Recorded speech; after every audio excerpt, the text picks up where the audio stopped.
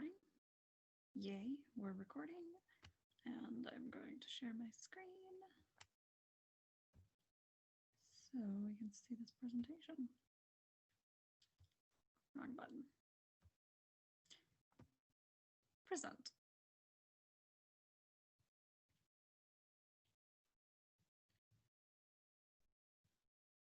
All right, and here we are. So I really like interactive trainings with room for like discussion and personal reflection. So I've incorporated some of those into this theoretical training, kind of with the understanding that like in a real situation, there would be time to do those, and we would pause and I wouldn't be the only one talking. But for the purpose of this, I'll just kind of go over what would ideally happen. So I wanted to discuss practical wisdom in the context of leadership. My framing of the larger context of this is taking place in my future workplace of an academic library, which I'll address mostly near the end of this presentation. But practical wisdom is a concept that's stuck with me throughout all of my learning about leadership. And it's something I think that everyone can benefit learning about and reflecting on. I also think that practical wisdom ties into emotional intelligence and self-awareness, which I will definitely be touching on later, which I believe are some of the core qualities of any good leader in any situation. So we are going to open with a discussion of what is practical wisdom. I'm going to start by asking how people would define wisdom, and then asking the same thing about the word practical, then putting them together, what do they think or figure or assume practical wisdom is. If anyone before in this training has like learned about it or knows about it, then they could give some good insights, but it would also just be a good way to open up the discussion and get people engaging. So what is practical wisdom? Here we'll go into the background research on practical wisdom and what others have said about it.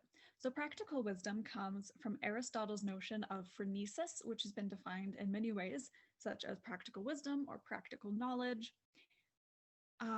It is the capacity to perceive the particular context and situations and act accordingly.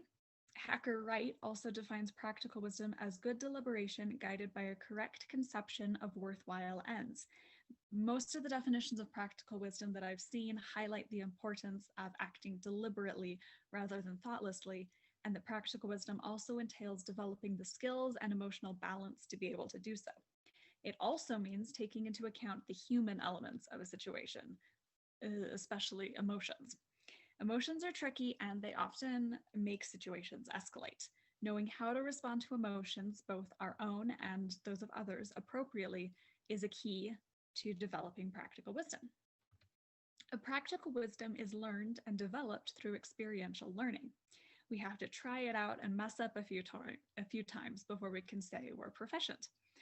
Some people are more naturally inclined to certain aspects of practical wisdom, such as empathy or thoughtfulness, than other people are, but all of us can take time to develop them further and reflect on that. A few different facets of practical wisdom we can develop are rationality, perception and insight of a situation, being able to get outside of our own emotions in a situation, and an ethical and moral character. So taking all that we have thus far discussed and thought about practical wisdom, in this situation, we are going to write our own definition of practical wisdom for our team. This would be a discussion-heavy aspect of the training, and I envision it either being given in multiple trainings where the definition would vary from context to context, from person, and according to kind of different situations that we're all in. Even if I think it was just given to one team one time, the definitions of practical wisdom that each individual take away would be different and will change as they read more and do more reflection in their own future. But I thought this would be a good thing to have to involve people. So one part of practical wisdom that I think is very important is emotional intelligence. Emotional intelligence involves being aware of our emotions, of the emotions of others, and knowing how our emotions affect others.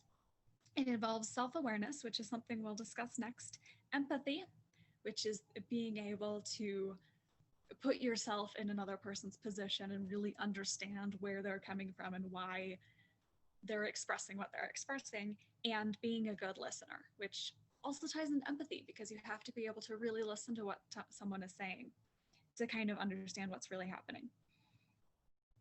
It may also involve personal learning, such as going to therapy or doing personal reading and reflection in order to be in tune with your own emotions. And like, that's great. Part of that is being able to take a step back, name your emotions, and recognize what you need to do to regulate your emotional reactions. So, we're going to talk about self regulation. Self regulation is the ability to monitor your emotions, the ability to pause between feeling and acting on your emotions. Some tools to help develop self regulation are mindfulness, such as being present in the moment, intentional breathing, having a gratitude practice. That helps you kind of get out of your own head and be in the present moment. Cognitive reframing, which is changing your thought patterns, which often happens in therapy. Um, Sometimes our brains connect to things that aren't connected at all. And if we can reframe that and say, okay, no, let's change that, let's make this different. Acceptance and problem solving instead of distracting yourself and avoiding the problem, which is it's what a lot of us do when there's a hard problem. We avoid it, we procrastinate, we just distract ourselves from having to think about it. And the last tool is paying attention to physical markers of your emotions. When we're anxious, sometimes we have some heavy breathing or we're shaking. Sometimes when we get mad or sad, we cry, or even physical markers of happiness. We often say that someone had a really like a spring in their step when they're really happy. And like sometimes when you're in a good mood, you do walk a little more bouncy. So kind of being aware of like what your body is telling you about your emotions really helps you. And then you can say, okay, so I'm crying right now, so I'm going to go take a minute and cry for a little bit because sometimes you just need to let yourself feel your emotions. And then, drink some water. If you have the time and the space, maybe take a nap. That always helps me after I cry. And like eat some food and just take some deep breaths. And then you can come back to the situation and just being able to take care of yourself. And then self awareness is pretty self explanatory. It's being aware of yourself, your emotions, and how they affect other people. Self awareness can really be developed through reflective practices and even sometimes asking other people for insights, asking other people questions about, hey, when I do X thing, how does it affect you? So now that we've defined and discussed practical wisdom and different aspects of it, we can now move on to how to apply practical wisdom to our personal and professional lives, and specifically to our library as a whole. So practical wisdom is a skill that we can develop. We can intentionally and deliberately practice practical wisdom in situations. This is the experiential learning that I referred to back earlier. We have to be willing to practice it, and probably more importantly, we have to be willing to fail a few times in order to grow. We're gonna mess up, and we just have to be able to forgive ourselves, and we all have to be understanding of each other that we're all gonna mess up and understand that. One of the best ways to really develop practical wisdom is through constant and consistent personal reflection. If we take the time to understand where our areas of weakness and how we can grow, and also notice where we're growing and how we're doing well, it gives us the space to practice that practical wisdom. And noticing where we're growing means that we're not just sitting there like, oh my gosh, I'm so bad at this. Sometimes I'm really mean. I'm not good at noticing my emotions. Like, taking the time to notice what you're good at just helps you feel better about it. Imagination is also important because when you're in a situation, you need to be able to imagine what the other person is probably going through. It ties into empathy. If you don't have an imagination and you can't wonder what other people are thinking about, what other people are going through, then you get really narrow minded and kind of stuck in yourself. also have to develop a moral and ethical character. We have to know, what we're okay with and what we want out of life and what personal rules we aren't willing to bend. Mediation practice, which I always read as meditation practice, but that's an entirely different thing. Mediation practice also helps a lot, being able to see two other people in a conflict and be that outside peacemaker, I guess, and say, hey, let's take a breather. It can allow you practice to do something similar when you're in that situation. So you don't need to bring in a third person. You can kind of be that third person yourself. And deciding what's worth pursuing. Um, what are you going to put your time and your energy into? So now we would take time to do kind of a reflection exercise, spend a few minutes to answer some questions, maybe some small group discussions, and then a big group discussion at the end of it. And these are the questions that I wanted to focus on for practical wisdom. So what does it mean to you to live well? How do you want to live your life? Kind of forming the basis of what is your ethical and moral foundation. How aware are you of your emotions and of the emotions of others? What facets of practical wisdom do you feel you want or need to build on? How can you do so? Maybe set some goals. Maybe say, I'm not really good at empathy. Maybe I should read more into that and try to practice it. Or something like that. Are you able to be vulnerable with others? Why or why not? It can be tricky to be vulnerable, but that's a part of being self-aware of our emotions. And empathy is being able to open up to other people and say, hey, I'm having a really tough time. Can we take a breather and then come back to this? And think of a situation where you could have used practical wisdom, but didn't. And how would practical wisdom have affected the outcome of it? Being able to apply it to a past situation can help you reflect and learn how to do it in the future.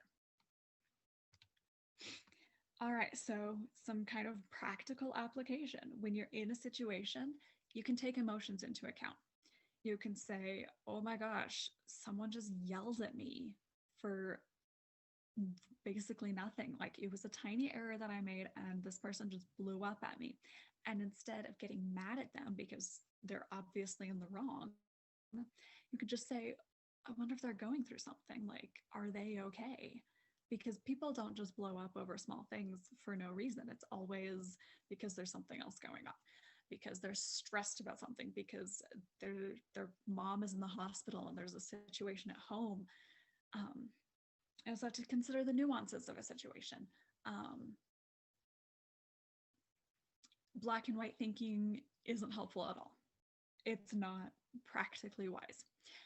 Ask questions, like ask someone, hey, why is this going on? Asking questions can help you open up and be vulnerable and kind of figure things out. When you're trying to figure something out, there are stakeholders involved. There are people who are going to be affected by decisions that you make. And so you can ask them for input. You can say, hey, if we do Y thing, how would that affect you? And then you're taking their emotions into account. Find a balance between empathy and also like empirical research. You have to find that balance between, being nice and forgiving and gentle, and also just we have to do this thing. Figure out different solutions. There's not always going to be one right answer to everything. Sometimes problems are just more tricky. And so consider different things that could happen, and also think about the repercussions of actions. That's something I focused on for a lot, is just like think about how the actions you take would affect others. And that's something that I think everyone can work on. And then practical wisdom in the library. So we're going to discuss ways we can apply practical wisdom to our academic library.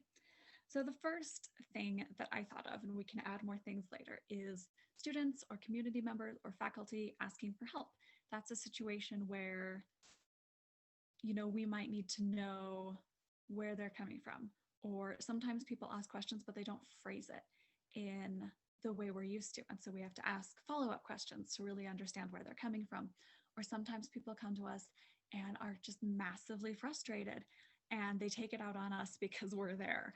And being able to kind of take a deep breath and remain calm and not get mad at them back and build the situation more, that helps.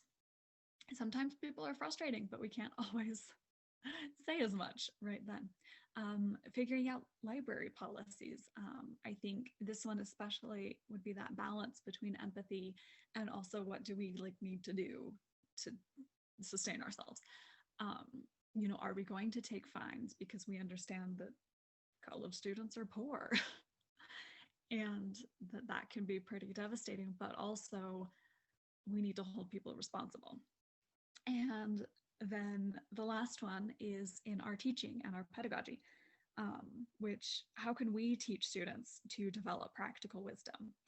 Whether or not that applies to our course material, we're also teaching them to just be good people and good citizens of the world. So we can apply it having group projects or group discussions, which I know a lot of people hate, but it really gives them an opportunity and experiences to have situations where they can practice practical wisdom. And also giving them space to reflect on that, reflect on both their experiences with practical wisdom and with the course material itself and their learning, can give them a space to learn more about it and to figure out what they need to work on. Encouraging intellectual honesty, not plagiarizing, teaches students to take responsibility for their own ethical development. As teachers, we can be vulnerable ourselves about emotions and struggles, as well as our triumphs, to show students that emotions are good and that we don't need to always separate them from a situation. And the best way that I think to teach students about practical wisdom is through our own example. And then we would end with a discussion. And here is my works cited page and some more sources, some more resources if you want to do your own reading later. Thank you.